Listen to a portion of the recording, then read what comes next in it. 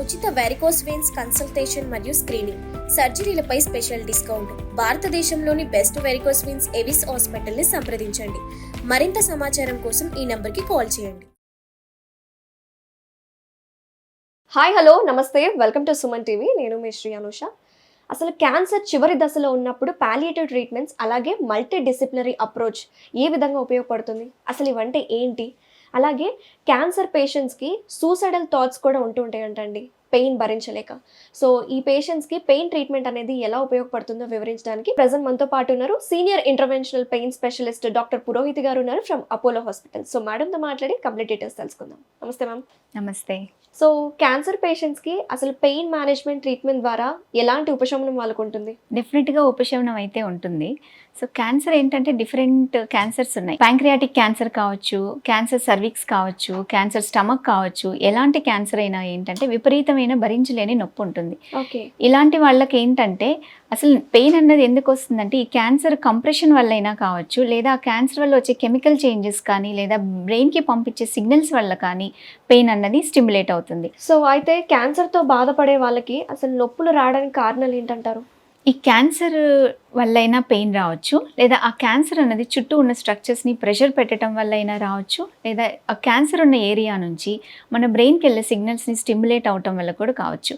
ఈ క్యాన్సర్ ఉన్న ఏరియాలో ఏంటంటే నాసిసెప్టివ్ అని రిసెప్టార్స్ స్టిమ్యులేట్ అవుతాయి. ఈ రిసెప్టార్స్ ఆ ఏరియా నుంచి బ్రెయిన్కి మెసేజెస్ పాస్ చేసినప్పుడు పెయిన్ అన్నది మనకు తెలుస్తుంది. సో ఇప్పుడు ప్రెసెంట్ టెక్నాలజీ అప్డేట్ అవుతుంది. సో క్యాన్సర్స్ కూడా కొత్త కొత్త ట్రీట్మెంట్స్ కనిపెడుతున్నారు. సో ప్రెసెంట్ మరి పెయిన్ మేనేజ్మెంట్లో అడ్వాన్స్ టెక్నాలజీ ఏమున్నాయి మేడం? Depends on cancer. ఖచ్చితంగా క్యాన్సర్ పెయిన్ అయితే ట్రీట్ చేయగలం. ఇప్పుడు ఎగ్జాంపుల్ ప్యాంక్రియాటిక్ క్యాన్సర్. ఈ ప్యాంక్రియాస్ అనే స్ట్రక్చర్కి సప్లై చేసే నర్వ్స్ సీలియాక్ ప్లెక్సస్ అంటాం.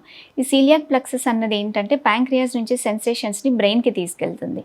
సో మనం ఈ సీలియాక్ ప్లెక్సస్ని న్యూరోలైసిస్ అన్న మెథడ్ ద్వారా బ్లాక్ చేయటం వల్ల ప్యాంక్రియాటిక్ క్యాన్సర్ పేషెంట్స్లో పెయిన్ అన్నది స్టాప్ చేయొచ్చు. అదేవిధంగా సర్వైకల్ క్యాన్సర్. ఈ సర్వైకల్ క్యాన్సర్ కూడా సుపీరియర్ హైపోగాస్ట్రిక్ ప్లెక్సస్ అని నర్వ్స్ ఉంటాయి. ఈ నర్వ్స్ సర్విక్స్ నుంచి బ్రెయిన్కి ఇన్ఫర్మేషన్ అన్నది పాస్ చేస్తాయి. సో ఇంటర్వెన్షనల్ పెయిన్ ప్రొసీజర్స్లో ఈ సుపీరియర్ హైపోగాస్ట్రిక్ ప్లెక్సస్ని బ్లాక్ చేయటం వల్ల పెయిన్ అన్నది పేషెంట్కి రిలీవ్ ఇస్తుంది. పెయిన్ అన్నది ఉండదు. ఓకే. సో బేసిక్గా మనకి ఏదైనా పెయిన్ వచ్చినప్పుడు, whether it is back pain కానీ లేకపోతే లెగ్ పెయిన్ వచ్చినప్పుడు మనం ఒక టాబ్లెట్ తీసుకుంటాం. సో ఇంకా తగ్గపోతే ఇంకొకసారి తీసుకుంటాం. అలా మనం సొంతంగా పెయిన్ మెడికేషన్స్ వాడుతున్నాం కదా మేడం. సో మీరు యాజ్ ఎ పెయిన్ స్పెషలిస్ట్గా మీరు చెప్పండి మేడం, ఇప్పుడు మనం ఎక్కువగా ఈ పెయిన్ ఇంజెక్షన్స్ వాడడం వల్ల సైడ్ ఎఫెక్ట్స్ ఏమైనా ఉంటాయంటారు? స్టార్టింగ్ స్టేజ్లో కొందరైతే చిన్న నొప్పే కదా అని వదిలేసే పేషెంట్స్ ఉన్నారు. లేదు, చిన్న నొప్పి అయినా సరే నేను భరించలేను అని విపరీతంగా మందులు తీసుకున్న వాళ్ళు ఉన్నారు. నా ఒపీనియన్ ఏంటంటే పెయిన్ అన్నది స్టార్టింగ్ స్టేజ్లో ఉన్నప్పుడు, అది ఇంటాలరబుల్, భరించలేకపోతున్నాం అన్నప్పుడు స్టార్టింగ్ స్టేజ్లో మెడిసిన్స్ తీసుకోవటంలో తప్పులేదు. లేదు, చిన్న నొప్పి అయినా ఎక్కువ విపరీతంగా మెడిసిన్స్ తీసుకోవటం వల్ల, ఈ పెయిన్ కిల్లర్స్ వల్ల ఎక్కువ తీసుకోవటం వల్ల కిడ్నీస్లో ఏంటంటే చిన్న చిన్న రక్తనాళాలు ఉంటాయి. ఈ రక్తనాళాలు డ్యామేజ్ అవుతాయి. అది ఎక్కువ రోజులు పెయిన్ కిల్లర్స్ తీసుకోవటం వల్ల కిడ్నీ డ్యామేజ్ అయ్యే ఛాన్సెస్ కూడా ఎక్కువ ఉంటాయి. ఓకే. మరి మీరు కూడా ఇస్తూ ఉంటారు కదా మేడం, క్యాన్సర్ పేషెంట్స్ ఆల్రెడీ వీక్గానే ఉంటారు. సో ఇమ్యూనో కాంప్రమైజ్డ్ వాళ్ళైతే మీరు ఎక్కువగా పెయిన్ ఇంజెక్షన్స్ ఇచ్చినప్పుడు వాళ్ళకి ఇంకా హార్మ్ జరుగుతుందేమో కదా? పెయిన్ ఇంజెక్షన్స్ అంటే ఇంటర్వెన్షనల్ ప్రొసీజర్స్లో మనం నర్వ్ని బ్లాక్ చేస్తాము. ఆ మెడిసిన్ ఆ నర్వ్ వరకే పనిచేస్తుంది.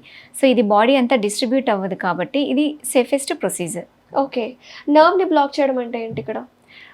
ఇప్పుడు వచ్చిన అడ్వాన్స్డ్ ప్రొసీజర్స్ ఏంటంటే ఫ్లూరోస్కోపిక్ గైడెడ్ ప్రొసీజర్స్ అంటాం. అంటే మనం స్కాన్స్లో చూసి నర్వ్ ఎక్కడుందో ఎగ్జాక్ట్గా మనం ఆ నర్వ్ ప్లేస్కి అప్రోచ్ అయ్యి న్యూరోలైసిస్ చేయటం వల్ల నర్వ్ ఫంక్షన్ అన్నది స్టాప్ చేస్తాం. సో ఓవరాల్గా అడ్వాన్స్డ్ టెక్నాలజీ ఏం అప్డేట్ అయ్యా మేడం? అన్ని ఇమేజ్ గైడెడ్ ప్రొసీజర్స్. ఇంతకు ముందు వరకు ఇలా ఇమేజ్ గైడెడ్ ప్రొసీజర్స్ ఉండేటివి కాదు. ఇప్పుడు అన్ని ఇమేజ్ గైడెడ్ ప్రొసీజర్స్ అంటే అల్ట్రాసౌండ్ కానీ లేదా ఫ్లోరోస్కోపీ కానీ యూజ్ చేసి మన బాడీలో ఏ ఆర్గాన్కి ఏ నర్వ్ సప్లై చేస్తుంది అనేది ట్రేస్ చేయగలిగితే మనం ఆ నర్వ్ని ట్రాకిల్ చేయడం చాలా easy. We are pain specialist trained in that వే.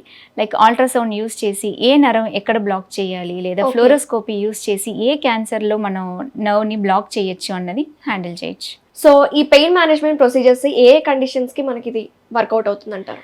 అన్ని కండిషన్స్ ట్రీట్ చేయగలం. స్టార్టింగ్ ఫ్రమ్ హెడేక్ కావచ్చు, ఆర్థరైటిక్ పెయిన్ కావచ్చు, అంటే ఆస్టియో ఆర్థరైటిస్, రుమటాయిడ్ ఆర్థరైటిస్ కానీ, ఏ జాయింట్ పెయిన్ అయినా, లేకపోతే క్యాన్సర్ పెయిన్ కావచ్చు, అన్ని రకాల పెయిన్స్ కూడా ఇప్పుడు వచ్చిన ఇంటర్వెన్షనల్ పెయిన్ మేనేజ్మెంట్లో ట్రీట్మెంట్స్ ఉన్నాయి. ఓకే. ఓకే. ఇనిషియల్గా మెడికల్ మేనేజ్మెంట్తో ట్రీట్ చేస్తాం, మందులతో చూస్తాం, మందులతో తగ్గనప్పుడు ఫర్దర్ ఇన్వెస్టిగేషన్స్ చేసి డయాగ్నోసిస్ చేసుకున్న తర్వాత ఇంటర్వెన్షన్స్ అవసరమా లేదా అన్న దాన్ని బట్టి ట్రీట్మెంట్ ప్లాన్స్ అనేవి మారుతాయి. ఓకే. ఇది అన్ని రకాల క్యాన్సర్స్‌కి ఇది హెల్ప్‌ఫుల్ అవుతుందంటారా మేడం? డెఫినెట్లీ అన్ని రకాల క్యాన్సర్స్కి ఏంటంటే పెయిన్ మేనేజ్మెంట్ అనేది బెస్ట్ రిజల్ట్స్ ఇస్తుంది.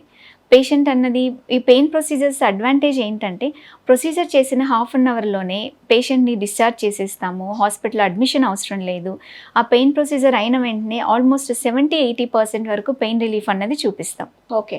అలా ఎన్ని సెట్టింగ్స్ చేయించుకోవాలి? Single Okay. సిట్టింగ్స్ లాగా కాదు, ఒకసారి వస్తారు, ప్రొసీజర్స్ చేయించుకొని వెళ్ళిపోతారు. దానికి మళ్ళీ ఎక్స్ట్రా సిట్టింగ్స్ ఇలాంటివి అవసరం ఉండవు. చాలా మందికి తెలుసుకోవాల్సిన ఇంట్రెస్టింగ్ టాపిక్ ఏంటంటే మేడం, ఈ పాలియేటివ్ ట్రీట్మెంట్ అలాగే మల్టీ డిసిప్లినరీ అప్రోచ్ అంటున్నారు కదా, అంటే ఏంటి అసలు? పాలియేటివ్ ట్రీట్మెంట్ కానీ మల్టీ డిసిప్లినరీ అప్రోచ్ అంటే ఏంటంటే క్యాన్సర్ పేషెంట్ ఎండ్ స్టేజ్లో ఉన్నప్పుడు వాళ్ళ లైఫ్ స్పాన్ని పెంచడానికి అండ్ సిమ్టమ్స్ ఎక్కువ ఉంటాయి. ఇప్పుడు ఇంటాలరబుల్ పెయిన్ ఉంటుంది, ఆ పెయిన్ ట్రీట్ చేయడానికి ఇంటర్వెన్షనల్ ప్రొసీజర్స్ చేస్తాము. క్యాన్సర్ని ట్రీట్ చేయడానికి మెడికల్ ఆంకాలజిస్ట్ అప్రోచ్ అవుతారు అండ్ ఆ సర్జరీ చేయడానికి సర్జికల్ ఆంకాలజిస్ట్ హెల్ప్ అవసరం ఉంటుంది. సో ఇలా మల్టీ డిసిప్లినరీ టీమ్ ద్వారా ఒక pain specialist, medical oncologist, surgical oncologist, radiation oncologist అందరూ కలిసి ఒక క్యాన్సర్ పేషెంట్ని ట్రీట్ చేయడమే multi disciplinary approach. Very nice madam. ఇది చాలా గొప్ప విషయం. నిజంగా పెయిన్ ట్రీట్మెంట్ అనేది చాలా యూస్ఫుల్. ఎందుకంటే క్యాన్సర్స్తో బాధపడే వాళ్ళు రోజు రోజుకి సంఖ్య అనేది పెరుగుతుంది. వాళ్ళ ఇంట్లో వాళ్ళు కూడా వాళ్ళు ఫేస్ చేస్తున్న సిచ్యువేషన్ ఎక్కువ బాధపడుతున్నారు. అండ్ కొంతమందికి ఈ సూసైడల్ థాట్స్ ఉన్న వాళ్ళకు కూడా ట్రీట్మెంట్ అనేది చాలా అవసరం. సో పెయిన్ మేనేజ్మెంట్ అనేది ఎలా హెల్ప్ఫుల్ అవుతుందో చాలా డీటెయిల్గా ఎక్స్ప్లెయిన్ చేశారు. థ్యాంక్ యూ అండి. నమస్తే. Thank you.